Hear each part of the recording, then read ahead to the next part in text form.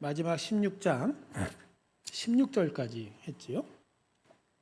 이제 17절부터 우리가 살펴보려고 합니다.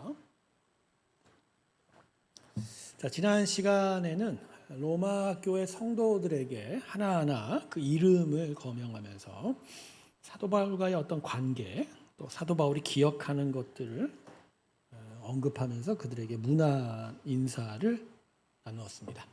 이런 거 보면 사도 바울이 이 편지가 그저 개인적인 편지에 끝나는 건 아닌 것 같아요. 교회 공동체를 향한 하나님의 그 귀한 마음과 뜻들을 사도 바울이 자신의 편지를 통해서 귀하게 전달하고 있는 것 같습니다. 자, 그런데 이렇게 문안 인사를 마치고 나서 17절부터 20절까지의 내용을 보면 그들에게 좀 더 분명한 이야기를 덧붙이고 있는 것 같아요. 사실은 16절에서 로마서가 마무리 질 수 있어요. 16절에서 너희가 거룩하게 입맞춤으로 서로 문안하라. 그리스도의 모든 교회가 다 너희에게 문안하니라. 이 정도 수준이면 이 편지가 여기서 마무리된다고 해도 미완성이라고 할 부분은 없어요. 물론 이제 사도 바울의 자신의 인사가 좀 더 덧붙여지면, 가령 오늘 로마서 다 살펴보면 되겠지만 25절부터 27절까지의 내용을 좀 더 덧붙이면 또 완성될 것 같지만 이 상태에서 이 로마서가 마무리된다고 해서 별 문제가 될 건 없어요. 그런데 중요한 내용 하나를 사도 바울이 덧붙이고자 합니다. 제가 볼 때는 이 편지가 그런 것 같아요. 숨가쁘게 자기의 서기 더데오를 통해서 구술을 해줍니다. 그래서 로마 교회에게 분명하게 전달할 복음과 그 복음에 비추어진 믿음의 삶에 대해서 구술을 해줘요. 여러분, 사도 바울이 눈에 질병을 갖고 있었다라고 전해지죠. 그래서 그의 병이 간질 또는 눈의 병이라고 알려져 있는데 아마 눈의 병이 더 확률이 높은 것 같아요. 그러다 보니까 자기 스스로 어떤 글을 읽는 게 상당히 어려웠던 것 같아요. 그래서 사도 바울이 지었다고 여겨지는 모든 서신서들은 본인이 직접 쓰지 않았습니다. 가령 오늘 본문에 등장하는 더데오라는 사람이 대신 써준 것 같고요. 많은 부분에 있어서 자기와 동행했던 누가 또는 마가가 사도 바울이 불러준 말을 써주는 것 같아요. 그래서 이제 나중에 보면 내가 자필로 문안한다라는 언급도 있고 거기에 이 편지를 구술하여 받아 적어준 더데오도 자기 인사를 개인적으로 남기고 있는 게 그 증거이기도 합니다. 아마 그래서 사도 바울은 구술해주고 더데오는 쓰고 있었을 거예요. 그래서 15절까지 난 누구누구에게 문안한다 그러면서 16절 너희가 거룩하게 입맞춤으로 서로 문안하라. 그리스도의 모든 교회가 다 너희에게 문안하느니라. 자, 이러면서 이제 자기의 개인적인 인사를 덧붙이면 되는데 그 순간 자기 안에 또다시 하나의 메시지가 떠오른 거예요. 그래서 문안 인사로 마무리져야 될 로마서 16장 안에 중요한 내용 하나가 삽입이 된 겁니다. 그게 바로 17절에서 20절까지의 4절의 내용입니다. 그러니까 여러분, 이게 참 중요한 부분이겠죠? 마지막에 생각나게 할 만큼 성령의 감동 가운데 분명히 로마 교회에 전해져야 되는 이야기였던 것 같아요. 자, 그러면 이 내용이 과연 무엇인가 한번 살펴보겠습니다. 먼저 17절 형제들아 내가 너희를 권하노니 너희가 배운 교훈을 거슬러 분쟁을 일으키거나 거치게 하는 자들을 살피고 그들에게서 떠나라 이렇게 얘기합니다. 자, 딱 17절 말만 봐도 지금 교회 안에 여러 갈등을 일으키는 사람들이 있었나 보죠. 그들 통해서 막 분쟁이, 싸움이 나타나고 서로가 마음 힘들게 되는 일이 있었나 봐요. 그래서 그들을 잘 살펴보고 그들과 같이 하지 마라. 그들로부터 떠나라. 이렇게 이야기를 한 것 같습니다. 자, 근데 그 사람들이 어떤 사람인지 한번 이 말씀을 통해서 한번 추측해 보죠. 자, 보십시다. 너희가 배운 교훈을 거슬렀다고 하죠. 자, 여기서 너희가 배운 교훈이 결국 뭐죠? 복음이에요. 복음을 대적해서 복음과 반대되어 복음을 막 비판하면서 지금 뭐 하고 있다고요? 분쟁을 일으키고 거치게 하는 자들이었다고. 자, 이렇게 되면 일단 복음과 대적하는, 1차적으로 대적하는 자들이라는 생각이 들죠. 자, 사도 바울 때 복음과 1차적으로 대적한 사람들은 우리가 많이 들어봤죠. 유대 율법주의자들입니다. 그러니까 사도 바울의 복음은 가장 핵심적인 게 뭐죠? 결국 예수 그리스도를 믿는 믿음만으로 구원을 얻는다. 그죠? 근데 거기에 유대 율법주의자는 뭐라고 뭐라고 분쟁을 일으켜요? 아니다. 율법을 잘 완전하게 지켜야 된다. 율법 절기를 지키고 할례를 행하고, 그죠? 이런 일들을 지켜야 구원을 하나님의 백성이 될 수 있다. 이렇게 얘기한 거죠. 사도 바울은 평생을 아마 이 유대 율법주의하고 싸운 사람이었을 거예요. 근데 사도 바울의 선교 전략이 유대 율법주의하고 율법주의자들하고 갈등을 일으킬 수밖에 없어요. 왜냐하면 그의 선교 방식이 결국 뭐죠? 어느 한 도시를 방문하면 보통 그 도시는 복음이 전해지지 않았던 곳이거나 교회가 없는 곳이죠. 들어가면 무엇보다 어디를 먼저 찾아갑니까? 유대 회당을 먼저죠. 회당을 먼저 찾아가서 그 회당에서 복음을 분명하게 전하게 되죠. 두 가지 목적이죠. 일단 사도 바울은 이방인의 사도라고 해도 자신 동족들에게 먼저 복음을 전하는 것을 우선시했어요. 그게 자신의 사명이라고 여긴 게 아니라 유대인들에게 먼저 복음을 전할 때 그 복음을 받아들인 자들을 통해서 그 도시에 이방인들에게 복음을 전하는 게 더 효과적이었기 때문이죠. 그래서 사도 바울은 회당에 가서 복음을 전하는데 이건 결국 잠자는 사자의 코털을 건드린 것과 마찬가지죠. 자기들끼리 율법에 심취해서 율법 중심으로 살아가고 있는 유대인 공동체에 같은 동족이라고 하는 사도 바울이 찾아와서 이상한 말을 가르친 거예요. 그죠? 이미 이때는 예루살렘에서 예수가 십자가에 못 박혀 죽었다, 처형되었다는 것까지도 다 이미 전 세계적으로 퍼져 있었고 그런 부분에 대한 어떤 반감들이 다 이미 알고 있는 상황 속에서 바울이 바로 예수의 이야기들을 이 회당에 와서 했기 때문에 결국은 유대인들은 이 사도 바울에 대해서 관심을 안 기울일 수가 없었던 거죠. 결국 물론 소수의 회심자들을 얻기는 했지만 다수의 유대인들은 사도 바울의 회당 방문 이후에는 바울의 전도 활동에 방해가 될 수밖에 없는 거죠. 우리를 거슬리게 하고 우리를 힘들게 하는 이야기를 하고 갔으니 그것을 온 도시에 전하고자 막 돌아다니니 그것을 참아내지 못했던 거예요. 그래서 유대인들이 계속해서 어느 도시를 가도 바울의 복음 전도에 계속 방해가 되고 해방을 놓기 일쑤였고 이런 일들이 점점 쌓여서 나중에 사도 바울을 죽이려고까지 들었지 않습니까? 물론 이건 예루살렘에 있는 유대 율법주의자들의 사주를 받은 일들이기도 했지만 평생을 사도 바울이 어떻게 살았는지를 여기서 대리적 보고자 합니다. 유대 율법주의자들이 얼마나 악랄하면요. 사도 바울이 지나간 도시마다 뒤따라 들어갑니다.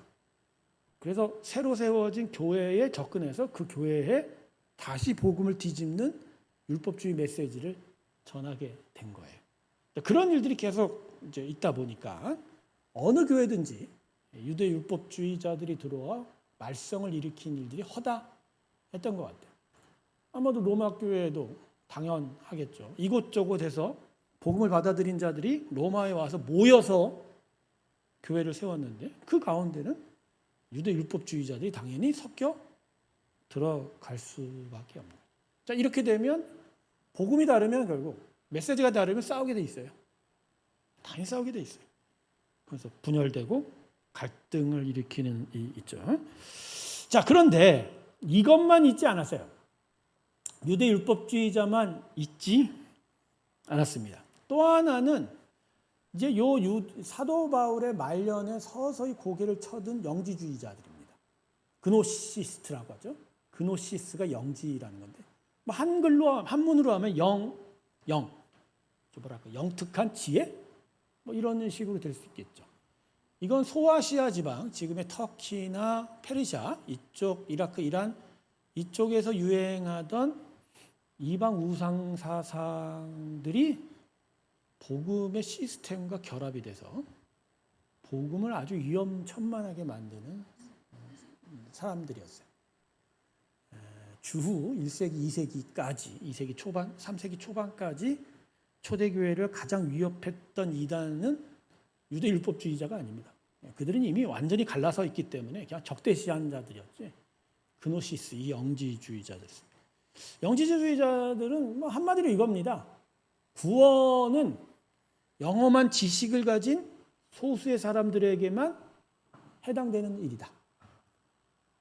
그러니까 이게 복음을 통해서 듣고 예수를 믿어서 구원을 얻는, 그죠? 복음의 진리관에 완전히 배치되는 이야기라죠. 영험한 지식을 얻은 자들만이 구원을 얻게 되는 것이다. 근데 이게 복음 안에 섞여 들어와서 어떤 식으로 변질이 되냐면, 하나님의 말씀과 성령의 감동 가운데 구원에 이를 수 있는 영험한 지식을 얻어야 구원에 이를 수 있게 됐다, 이런 식으로 변형이 됩니다. 그러니까 교회 밖에 있을 때는 그들에게 있어서 구원은 어떤 영험한 지식을 가진, 그 영험한 지식, 그렇죠? 그런 지식이 있어야지 구원을 얻는다, 이런 식으로 갔는데, 이게 복음 안에 들어오면 성령과 말씀 안에서 결국 하나님이 뭘 준다고요? 예수를 주는 게 아니라 신비한 지식을 얻게 된다. 근데 이게 잘못 자칫하게 되면 신비주의가 가미된 정말로 큰 이단이 되어버려요. 이건 현대교회에도 있어요. 흔히 교회 안에 저 사람은 진짜 영험한 지식을 가진 것 같아. 믿음이 좋다라는 것부터 해서 저 사람은 하나님과 막 밀접한 관계를 맺는 것 같아.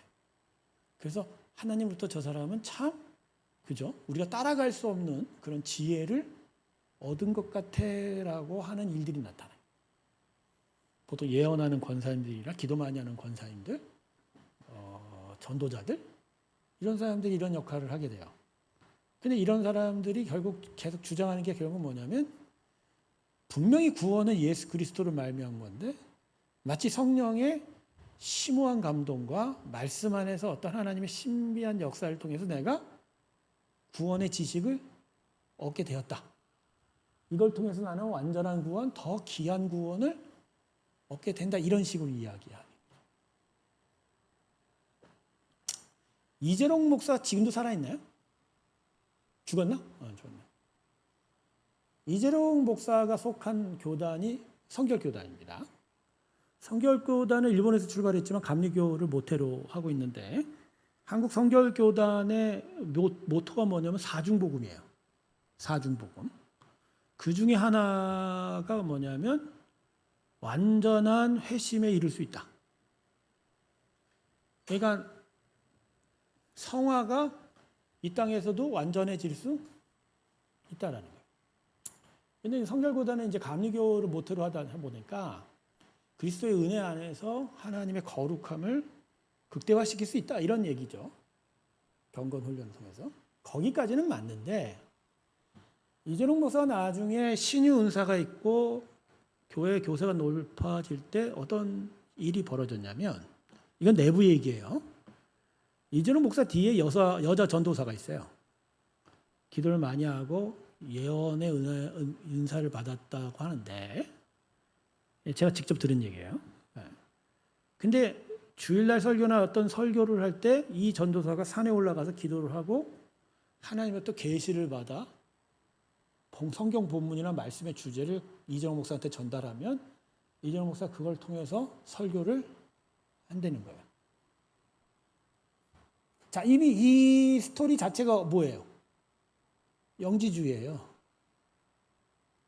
성령이 모든 자의 안에서 하나님의 감동을 줍니다.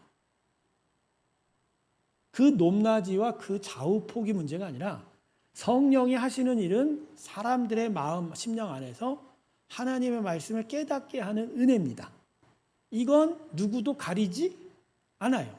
그래서 성령을 성령 받기를 원하고 하나님의 말씀을 소중히 여기게 되면 당연히 성령은 그 말씀 속에서 각각의 사람들에게 깨닫게 하세요.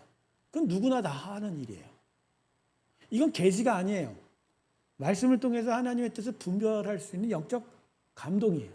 그 성령의 역사예요. 그런데 이 성령의 역사가 마치 영험한 지식과 같이 나타나는 게 아니에요.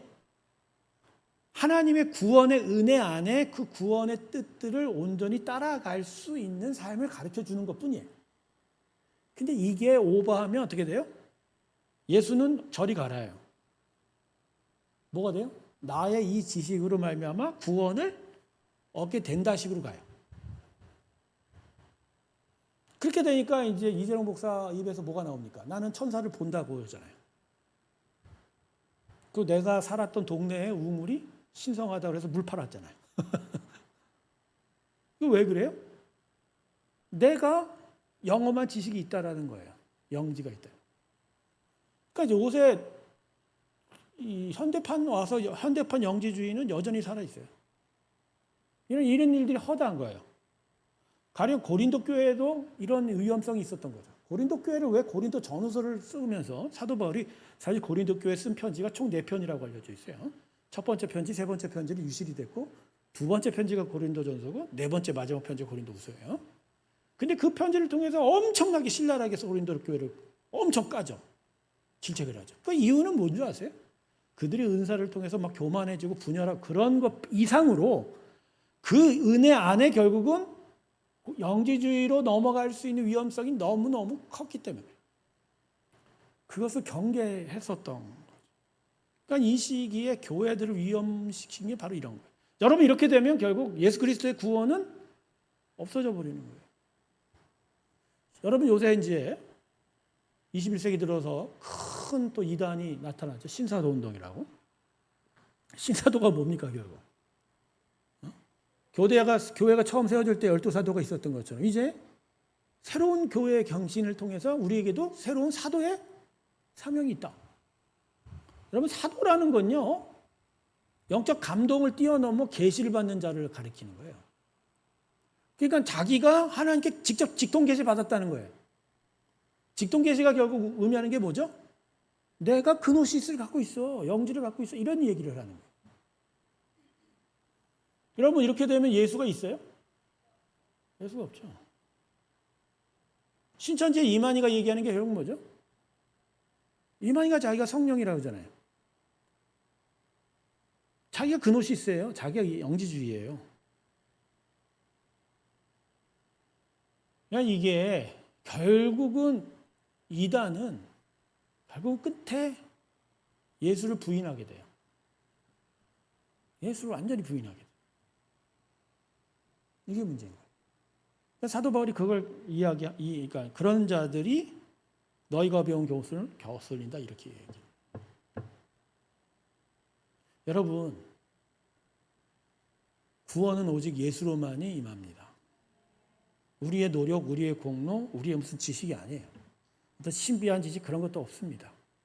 하나님은 당신의 아들을 십자가에 죽이시고 우리의 모든 죄에 대해서 속죄를 받게 하셨어요. 그리고 그 속죄됨을 믿는 자에게 모든 예수의 용서하심은 다 드러나는 겁니다. 아주 심플해. 어떻게 보면 가장 쉬워. 그래서 이 분명한 진리로만이 구원을 얻습니다. 이거 외에 다른 게 있을 수 없어요. 없어요. 자, 좀 얘기가 너무 길어졌는데 그런 자들을 어떻게 하라고요? 살피고 조심하라는 거죠. 결국 해결 방법이 뭐죠? 그들에게서 어떻게 하라? 떠나라. 자, 이거는 교회를 깨고 너희 나가라는 얘기가 아니에요. 그들이 계속 교회 안에 들어오면 자기 가르침에 옹호하고 따르는 자들을 세력을 규합해요. 그래서 그 공동체의 주도권을 잡으려고 하는 거죠. 그러한 일들에 자꾸 덤벼들지 마라. 그들과 막 하지 말라는 거죠. 그리고 그들을 쫓아내라는 얘기가 여기 숨어 있습니다. 자, 17절을 한번 보죠. 18절. 자, 근데 이 사람들이 어떤 사람인지를 바울이 이렇게 이야기합니다. 이 같은 자들은 우리 주 그리스도를 섬기지 아니야. 겉으로는 섬긴다 그러죠. 교회 안에 들어와 있으니까. 그러나 예수를 섬기는 자가 아니죠. 이들이 섬기는 자는 결국 누구죠? 자기죠. 그래서 사도 바울이 두 번째 뭐라죠? 다만 자기들의 배만, 자기들의 이익을 위해서. 그래서 어떤 방식이죠? 교활한 말과 아첨하는 말. 영적 분별력이라는 건 바로 이런 거죠. 진짜 진리와 교활한 말, 아첨하는 말, 진짜 위하여 주는 말, 이걸 분별하는 거죠. 결국 순진한 자들의 마음을 어떻게 한다? 미워한다라는 거죠. 자, 그런데 이 18절을 지나서 사도 바울이 19절에 칭찬을 합니다. 칭찬합니다. 뭐라고 칭찬합니까? 너희의 뭐라고요? 모든 사람에게 들리는지라. 예, 순종합니다. 뭐에 대한 순종이죠? 이거는 톡 튀어나온 얘기가 아니라 위에 지금 영지주의자들, 유대 율법주의자들과 싸운 이야기를 하는 거예요. 그러니까 그들에게 동조되지 않았다. 너희는 계속 무엇에 순종했다? 하나님께 순종. 하나님 말씀을 보며 예수의 복음을 지켰다. 이런 이야기를. 그러니까 이미 사도 바울이 이 로마 교회 사정을 다 알고 있었던 거예요. 이러한 분쟁, 그렇죠? 이단들이 들어와서 갈등을 만들어낸 일들. 그렇지만 로마 교회 성도들이 잘 그것을 이겨내고 있다라고 하는 거죠. 그러므로 내가 너희로 말미암아 뭐 한다고요? 기뻐하나. 사도 바울이 자기가 기뻐한다고 하지만 사실 이 기쁨은 하나님의 기쁨이죠. 복음에 순종하십시오. 예수 그리스도를 온전히 지켜가시기 바랍니다. 그 하나님의 기쁨은 결국 뭐가 있다고? 너희가 선한데 지혜롭고 악한데 미련하다. 선한데 지혜로운 게 결국 뭐죠? 알아야 분별합니다. 여러분. 그런 얘기예요. 알지 못하면 분별이 됩니까? 못합니까? 못하죠. 신천지들이 교회 안에 들어와서 분열을 일으키고 사람들 빼내가고 교회를 붕괴시키고 그래서 저렇게 커간 바탕에는 우리들의 잘못이 있어요. 그 잘못 중에 하나가 뭐냐면 도무지 알려고 하지 않았다는 거예요. 성경을 공부하면서 진리가 뭔지 복음이 뭔지를 알아가지 못했다는 거예요. 그러니까 교회 직분을 받았어도 20년, 30년 신앙생활했어도 나중에 예수가 진짜 뭔 죽은지를 알지를 못하는 거예요. 못하는 거예요. 도대체 창세기의 족장의 이름조차도 기억이 안 나니 이걸 어떻게 합니까?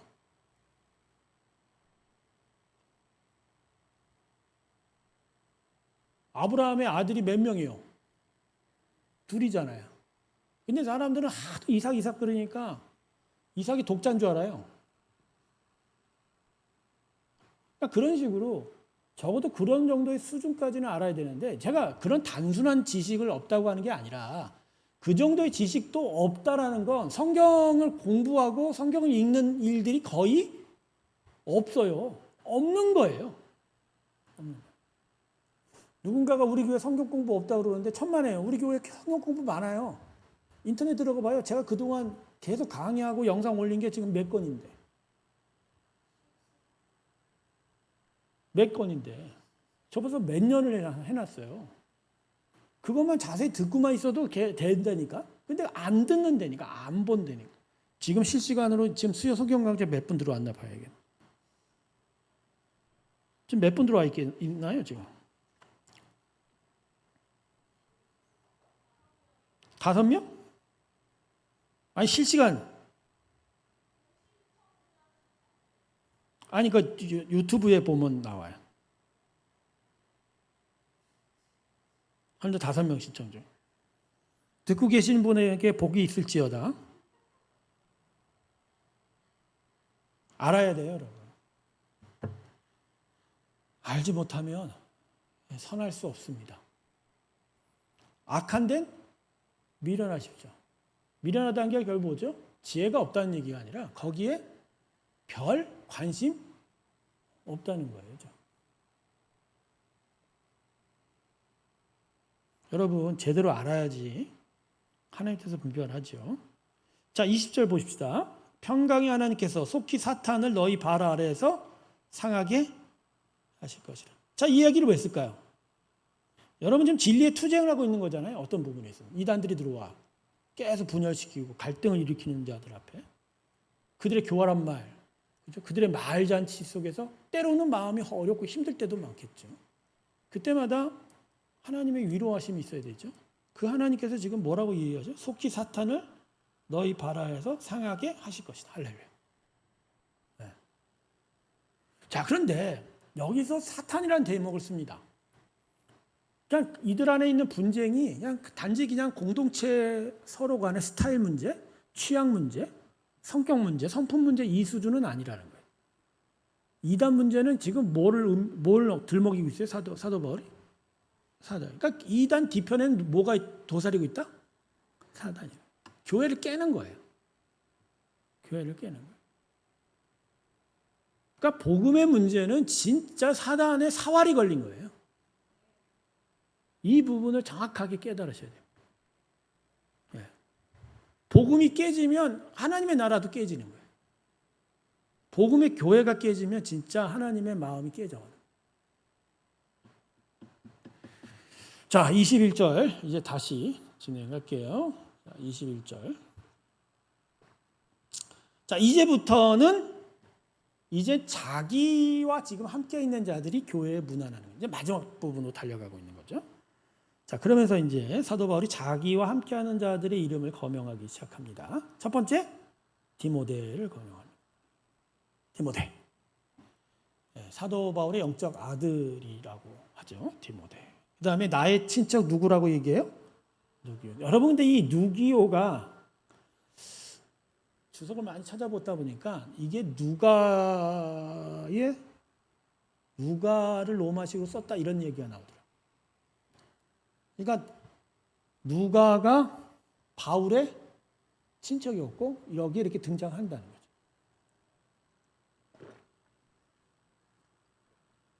그럴 것이 누가는 사도 바울과 계속하게 동행한 사람입니다.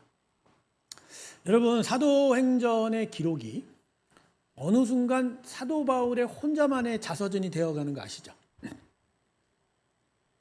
안디옥에 사도 바울이 등장하고 1차 선교 여행을 진행하면서 사도행전은 완전히 누구의 얘기로 바뀌어요? 사도 바울의 얘기로. 이거는 누가가 바울과 동행하지 않으면 기록할 수 없는 내용이라는 거예요. 사실 바나바도 1차 선교여행 갈 때쯤 2차 때는 찢어지긴 했지만 그도 계속 선교여행을 했거든요. 바나바는 2차 선교여행 때 헤어지고 난 후에 행적이 없어요. 행적은 오직 바울 쪽으로 겁니다. 그건 누가가 계속 바울과 함께 했다는 거죠. 그래서 누가는 바울과 같이 한 사람이라고 생각이 돼요. 오히려 디모데는 중간중간 사도 바울이 막 파송해서 어디 가서 목회하고 와라, 어디 가서 내 메시지를 전하고 와라 그랬는데 누가는 계속 따라다니죠. 의사이기도 하고 사도 바울의 개인 비서이기도 하고 수용자입니다. 그 다음에 또 누구죠? 야손입니다. 어서 들어본 이름 같지 않아요? 어서 들었죠? 야손? 데살로니가의 해당장이 누구예요? 야손입니다. 네, 야손입니다. 그때 이 야손 곤욕을 치루었죠. 바울 때문에 뭐 얻어 맞았잖아요. 그랬죠? 그 다음에 소시바도. 이 사람도 한 번 이름 더 등장합니다. 사도행전 20장을 보면 베레아에 있는 소비더라는 사람이 이 사람과 동일인이라고 추측이 됩니다. 그러니까 바울의 선교 여행은 한두 사람이 한 여행은 아니었던 것 같아요. 언제나 팀으로 여행을 해서 최소 4-5명, 많으면 10명이 넘지 않았을까. 그 사람들이 같이 팀을 이루어서 함께 동행했고 그 동행자들이 매번 바뀌었을 것 같아. 하지만 계속적으로 따라다니는 사람 중에 첫 번째는 제가 볼 땐 누가였어요. 나중에 마가가 이제 회심할 때 로마로 마가가 와서 그때는 사도 바울과 같이 했는데 아마 로마로 온 4차, 5차는 아마 마가 가지 않았을까 그런 생각이 들어요. 중간중간마다 사람들이 바뀌어서 진행했던. 하여간 지금 이 고린도에 있었을 때는 지금 누가 있죠? 디모데, 누가, 야손, 소시바다가 옆에 있어. 자, 그다음 22절 재미있는 거죠. 이건 사도 바울이 쓴 게 아니죠. 읽어보면 누가 쓴 거예요? 이 편지를 기록하는 나 더디어도 주 안에서 말이야. 그러니까 사도 바울이 구술하는 가운데 갑자기 지 이름도 쓴 거예요. 바울이 자기와 함께 있는 동역자 이름을 부르는데 지 이름을 안 부르니까 그렇게 쓸 가능성이 있는. 그렇잖아요. 자기는 받아쓰고 있거든 같이 하고 있는데 디모데, 누기야, 야손, 소시바더가 너에게 문안할 때 내 이름은요? 그럼 네가 알아서 써. 그렇겠지. 그러니까 더디어도 주 안에서 너에게 문안하노. 이런 식이 되겠죠. 재미있는 부분이기도 합니다. 그다음 23절 보면 나와 온 교회를 돌봐주는 가이오도 너에게 문안하노. 사도행전 18장을 보면 디도 유스도가 이 사람이지 않을까 그렇게 추측을 하고 있고요. 이성의 재무관 에라스도와 형제 구아도도 너희에게 문안하니라. 고린도의 어떤 유력한 사람들, 자기를 도와준 사람. 이 사람들은 아마 같이 동행했다기보다 문안 인사를 함께 넣어주는 게 좋을 것 같다 생각해서 일단 넣어줬던 것 같아요. 23절. 자, 이제 마지막으로 25절입니다. 이제는 이제 인사 다 했습니다. 이제 마지막 바울의 마지막 서신문이 되겠습니다. 25절 드렸습니다. 나의 복음과, 자, 사도 바울이 지금 복음을 나의 복음이라 했죠. 이건 자기가 교만한 게 아니고요. 내가 하나님께 은혜를 받아 가르쳤던 복음이란 이런 내용이 될 거예요. 예수 그리스도를 전파하며. 결국 복음은 예수 그리스도죠. 자, 이 복음이 어떤 거라고요? 영세전부터 감추어졌다가. 구약 시대를 얘기하는 거죠. 이미 창세 때부터 하나님은 예수 그리스도를 이 땅에 보내실 작정을 하고 계신 거예요. 즉 아담의 타락 때부터 하나님은 이 세상을 다시 회복시키기 위해서 내 아들이 와야 된다는 것을 작정하셨죠. 이게 갑자기 튀어나온 사건이 아니에요. 예수는. 아들 예수가 이 땅에 오신 건. 자, 그렇기 때문에 구약의 모든 예언들, 구약의 모든 말씀은 그 안에 뭘 품고 있어요? 예수가 온다는 거죠. 그러니까 구약의 메시지의 중심은 그거예요. 앞으로 예수가 온다. 신약은요. 드러난 메시지. 예수가 이미 왔다. 마지막이 뭐죠? 그 예수가 다시 온다. 예, 이 얘기죠. 근데 이제는 나타나신 바 돼요. 이제 예수를 통해서 복음이 나타났다.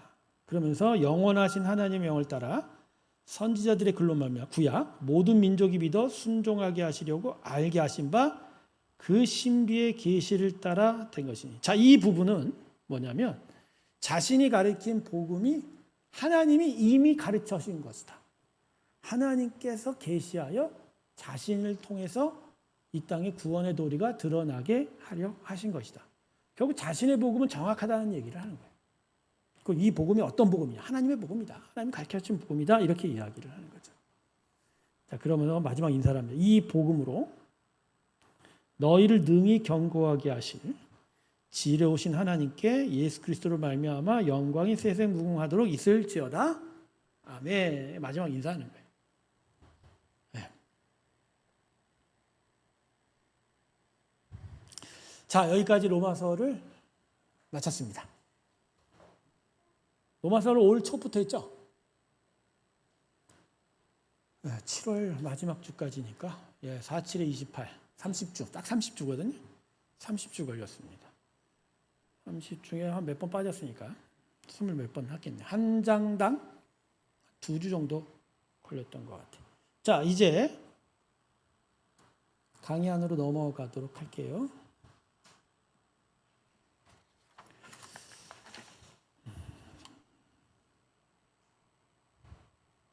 자, 제가 읽겠습니다. 자, 넓은 그림 보기. 우리는 흔히 바울을 위대한 사도라고 생각합니다. 그래서 마치 바울 혼자 복음을 전하고 혼자 교회를 세운 것처럼 생각하기 쉽습니다. 그러나 로마서의 마지막 장인 16장을 읽어보면 전혀 다른 모습을 발견하게 됩니다. 바울은 무려 30명이 넘는 사람들의 이름을 하나하나 부르며 감사하고 있습니다. 그들은 목회자도 있었고 평범한 성도도 있었으며 부부도 있었고 여성도 있었고 노예였던 사람도 있었습니다. 복음은 결코 한 사람의 힘으로 이루어지지 않습니다. 하나님께서는 다양한 사람들을 부르셔서 함께 하나님의 나라를 세워 가십니다. 또한 바울은 마지막으로 교회를 무너뜨리는 거짓 가르침을 경계하라고 권면하며 끝까지 복음을 붙들 것을 부탁합니다. 오늘 본문은 우리에게 이렇게 질문합니다. 나는 복음의 구경꾼입니까? 아니면 복음을 함께 이루어가는 동역자입니까?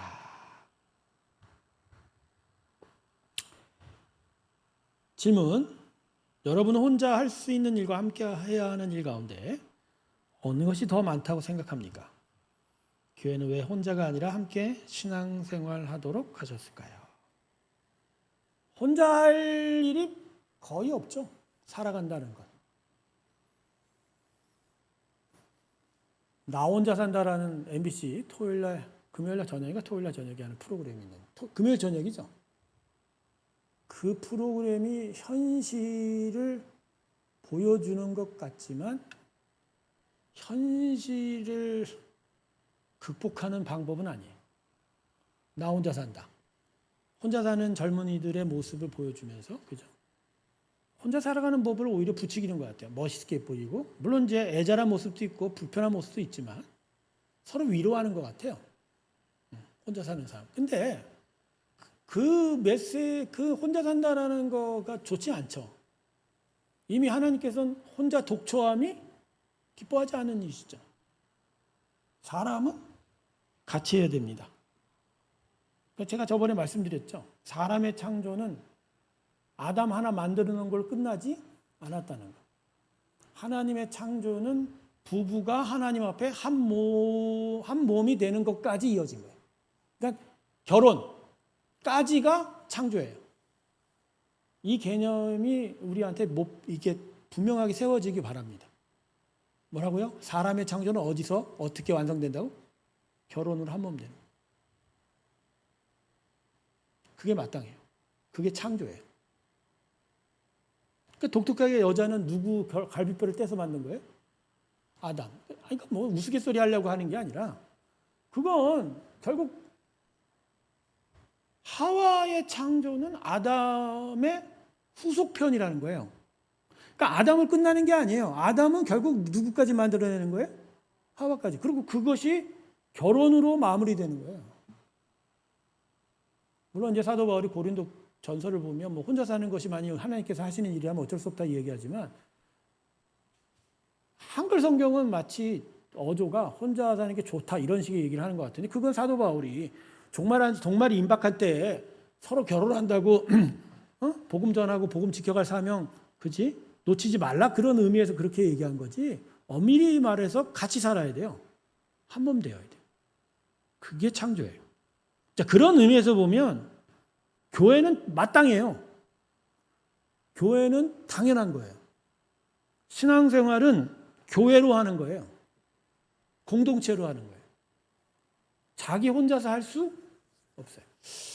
이따금씩 본인의 성향상 또 다른 사람과 이렇게 얽히기 싫고 다 조용히 그냥 교회 왔다 갔다 하고 또 그런 교회에 너무 깊숙이 안 들어오려고 그냥 다른 사람들 막 이렇게 얘기도 걸고 막 같이 만나자고 하는 것도 막 거부하고 그냥 예배만 왔다 예배당 가는 분들이 있는데 그것도요. 자신의 어떤 부족함 때문에 일정 정도는 그럴 수 있어도 그거가 올 수 없어요. 전 이런 식으로 말씀드립니다. 우리의 구원의 시작은 예수 앞에 우리 혼자 섰으나 구원의 완성은 교회로 함께 가야 된다고 저는 생각합니다. 그러니까 구원은 공동체로 임하는 것일 수도 있어요. 구원의 속성상. 그게 분명해요. 그게 분명해요. 그래서 신학의 단계를 보면 이 교회론이 성화하고 거의 같은 이야기예요. 거룩해진다는 건 주님의 한 몸을 이룬다는 개념이에요. 그래서 신론, 그다음에 인간론이 죄론이죠. 그다음에 구원론, 그다음에 성령, 교회론, 근데 종말론을 이렇게 가는 거예요. 분명합니다, 여러분. 신앙생활은 혼자 하는 게 아니라 교회로 하는 거예요. 우리의 부르심은 그래서 교회로 불리는 거예요. 혼자는 안 돼요. 자, 그 다음 페이지 넘어갈게요. 자, 하나님은 다양한 사람들을 복음의 동역자로 부르셨습니다. 자, 하나하나씩 한번 말씀을 놓고 우리 한번 보도록 하겠습니다. 1절과 2절에서 바울은 베베를 어떻게 소개하고 있습니까? 교회 일꾼으로 소개하고 있죠. 그녀는 교회와 성도들 위해 어떤 사람이었습니까? 봉사자죠. 일꾼이라는 건 봉사자였으니까. 그죠? 근데 그 2절을 보면요. 이는 그가 여러 사람과 나의 뭐가 됐다고요? 보호자가 됐다. 이렇게 얘기하죠. 자, 질문 3번. 3절에서 5절 사이에서 바울은 브리스가와 아굴라를 왜 칭찬하고 있습니까? 왜 칭찬하고 있죠? 내 목숨을 위하여 자기들의 목까지도 내어놓았다라는 거죠. 그죠? 그들이 바울과 어떤 관계였죠? 동역자라고 부르고 있지 않습니까? 브루스길라와 아굴라입니다. 이 부부. 질문 4. 본문에는 많은 사람의 이름이 기록되어 있습니다. 바울이 이렇게 한 사람 한 사람 이름을 기록한 이유는 뭐라고 생각하십니까? 당연하죠. 한 사람 한 사람이 다 하나님께 귀한 사람이라. 그러니까 한 사람 한 사람은 하나님은 계속 기억하고 그들 작은 섬김조차도 하나님이 지켜보고 계시다라는 거예요. 네. 그걸 하나님께서 바울을 통해서 칭찬하고 계신 거예요. 야, 근데 참 당시에는 그냥 로마 교회 보내는 한 작은 편지에 불과했지만 이것이 전 세계에 지금 성경을 읽히는 모든 사람이 여기 있는 이름을 다 기억하잖아요. 베베, 브리스길라, 아굴라, 그죠? 뭐 에베네도, 마리아, 안드로노디고 유니아. 평상시였다면, 그냥 다른 경우였다면 잊혀질 만한 이름인데 성경에 기록이 되어 하나님께서 기억하는 자가 되었다. 이게 중요한 거죠. 다음에 빈칸을 채우십시오. 너희는 16절에 뭐라고 이야기하죠? 몸의 입맞춤으로 문안하라. 거룩한 입맞춤. 자, 질문 6번. 본문에 등장하는 사람들 살펴볼 때 하나님께서는 어떤 사람을 사용하십니까? 어떤 사람을 사용하세요? 여자든 남자든 나이 먹든 적든 그들의 외양과 상관없어요. 그들을 사용하실 때 하나님께서 사용하시는 것은 결국 하나님에 대한. 근데 이것도 맞지 않아요. 사실 처음부터 하나님 택할 때 다 하나님께 순종한 사람이었겠습니까? 어떻게 보면 다 하나님께 거역한 자들이겠죠. 중요한 건 결국 하나님께서는 자기 뜻대로 사용하신다면 그게 답이라서요. 자기 뜻. 그러니까 어떤 기준이 있지 않아요. 하나님께 사용하실 때.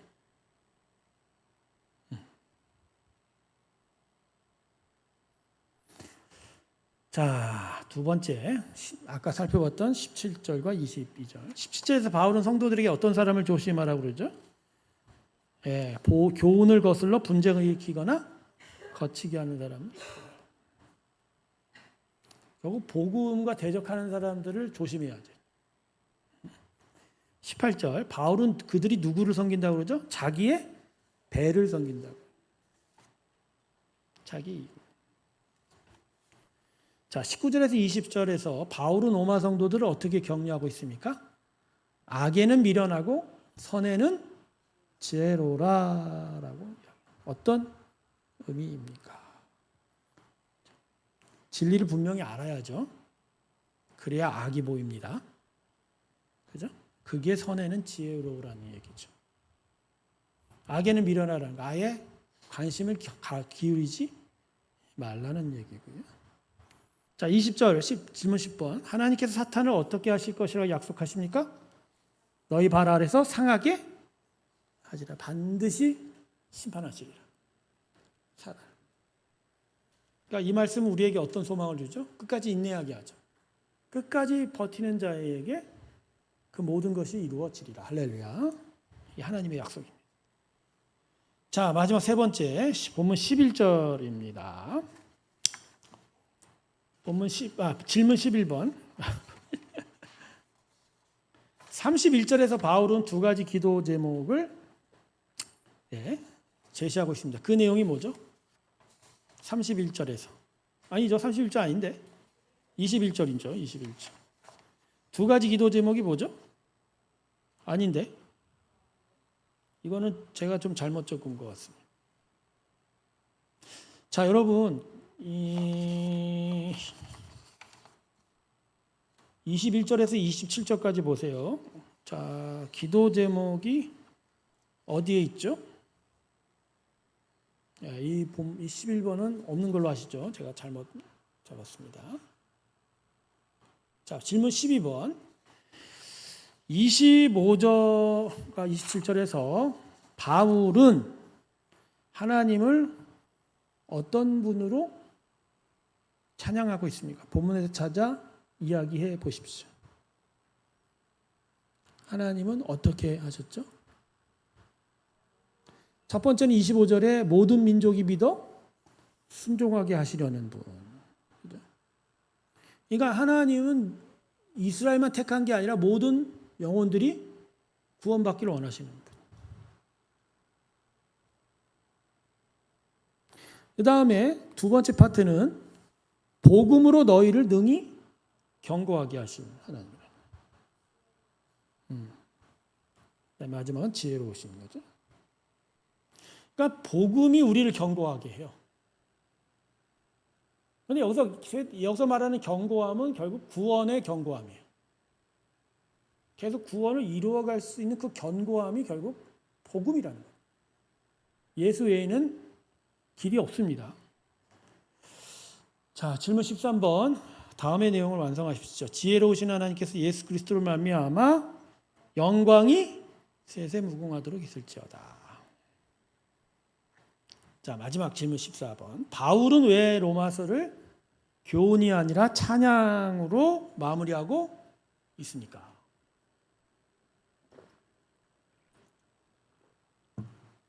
왜 그러죠? 로마서는 특별히 예수 그리스도를 통한 하나님의 구원의 도리를 분명히 밝히고 있어요. 그리고 이건 너무나 놀라운 은혜라는 거죠. 그러니까 이 놀라운 은혜에 대해서 마지막으로 사도 바울이 할 거는 뭐죠? 찬양밖에 없는 거죠. 감사와 찬양밖에 없는 거죠. 도무지 우리로서는 이룰 수 없는 걸 하나님이 은혜로 이렇게 구원을 이루어 주셨다. 그것을 사도 바울이 너무너무 잘 알기 때문에, 깨달았기 때문에 이 편지의 마지막에도 결국 찬양을 덧붙이고 있습니다. 자, 마지막 묵상과 적용입니다. 첫 번째, 나는 교회에서 어떤 모습으로 섬기고 있습니까? 복음의 동역자가 되기 위해 내가 할 수 있는 작은 섬김은 무엇입니까? 자기 얘기를 쓰는 거예요. 결국은 여기 중요한 포인트는 동역자예요. 나는 결국은 복음을 전파하고 복음을 드러내고 복음을 지켜가는데 하나님과 동역자라는 거예요. 그러니까 하나님과 동행한다는 건 그분의 보호와 인도함을 받는기도 하지만 거꾸로 그분의 일에 동참하는 것도 맡은 거예요. 그러니까 교회의 뭐 봉사자가 되고 직분자가 된다는 건 담임 목사 뭐 여러 중요한 리더들과 함께 한다는 의미가 아니에요. 결국 누구와 함께 하는 거예요? 하나님과 같이 일하는 거예요. 그게 영광인 거예요. 영광. 우리가 감히 하나님과 일할 수 있습니까? 하나님의 거룩한 일들을. 자, 두 번째. 나는 사람의 말을 쉽게 믿는 편인가? 아니면 말씀을 기준으로 분별하는 믿음을 가지고 있습니까? 아까도 제가 얘기했죠. 알아야 깨닫는다고. 알지 못하면 선을 행할 수 없습니다. 네, 공부하십시오. 공부해야 됩니다. 너무너무 투자 안 해요. 그러니까 자기 시간을 투자 안 하고 자기의 마음의 정성을 안 기울인다는 건 제가 볼 땐 그거는 종교예요. 종교. 그냥 나한테 악한 일이 없고 나한테 좋은 일만 생기기를. 만약 신이 있다면 나를 축복해 주기를.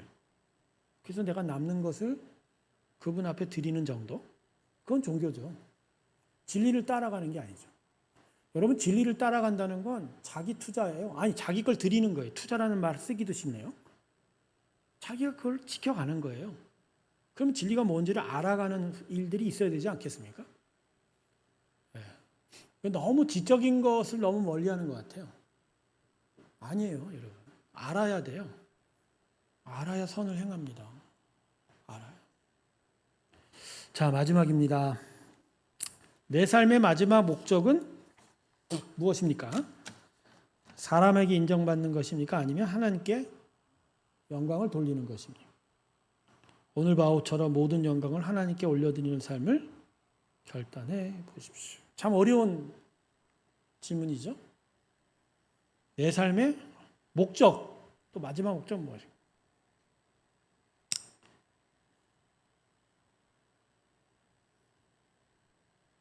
여러분, 하나님께 인정받으십시오. 하나님이 우리에게 어떤 업적을 세우라고 하시질 않아요. 결국 당신이 그분께서 우리에게 주신 예수를 믿는 거예요. 그분을 믿고 그분이 가르친 대로 따라 살라 하는 거죠.